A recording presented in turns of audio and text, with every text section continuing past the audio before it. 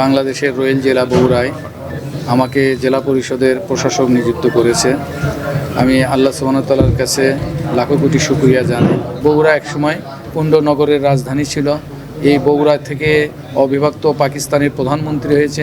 এই বগুড়া থেকে শহীদ রাষ্ট্রপতি জিয়াউর রহমান মহান স্বাধীনতার ঘোষণা দিয়েছে। এই বগুড়ার পুত্রবধূ বাংলাদেশের প্রথম মহিলা প্রধানমন্ত্রী হয়েছেন এবং তিনার জীবনে উনি কখনোই কোনো নির্বাচনে হারেননি।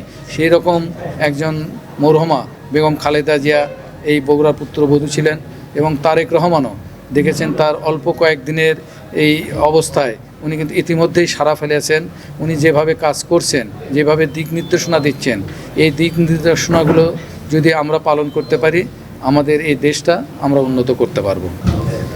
এই বগুড়া 17টা বৎসর অবহেলিত, বগুড়ার কোনো উন্নয়ন হয়নি।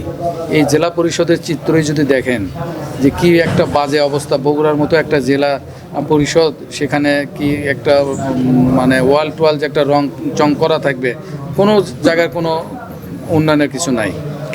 17টা বৎসর আসলে লুটপাট করা হয়েছে। তো আমরা তারেক রহমানের নেতৃত্বে এই বগুড়াকে আধুনিক বগুড়া করতে চাই। এটা করতে হলে বগুড়ার সর্বস্তরের জনগণ যে সেক্টরে থাকুক না কেন তারা যদি আমাদের পরামর্শ দেন এবং আমরা আশা করি তেনারা পরামর্শ দেবেন, তাদের পরামর্শ নিয়ে এই বগুড়াটাকে আমরা বগুড়ার মতো সাজাতে চাই এবং বগুড়া অবশ্যই বগুড়ার মতো উন্নত হবে। আমি এ ব্যাপারে আশাবাদী। জেলা পরিষদের আমাদের সব ধরনের কাজ করার সুযোগ রয়েছে।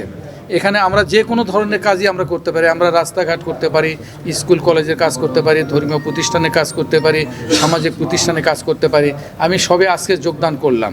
আমি আমার এই বগুড়ার যারা নেতৃস্থানীয় আছে তাদের নিয়ে বসবো, কোথায় কি প্রয়োজন রয়েছে, প্রয়োজন অনুপাতে আমরা কাজ করব। আমি এখানে নতুন হলেও আমি ইতিপূর্বে 2 টার্ম উপজেলা চেয়ারম্যান ছিলাম সোনাতলার। আমি 5 বছর প্রশাসক ছিলাম, 3 টার্ম বিআরডিবির চেয়ারম্যান ছিলাম। আমার প্রশাসনিক কাজে কিছুটা হলেও অভিজ্ঞতা আছে। সেই অভিজ্ঞতার সহিত আপনাদের পরামর্শ নিয়ে আমি এটা সমৃদ্ধ করব ইনশাআল্লাহ।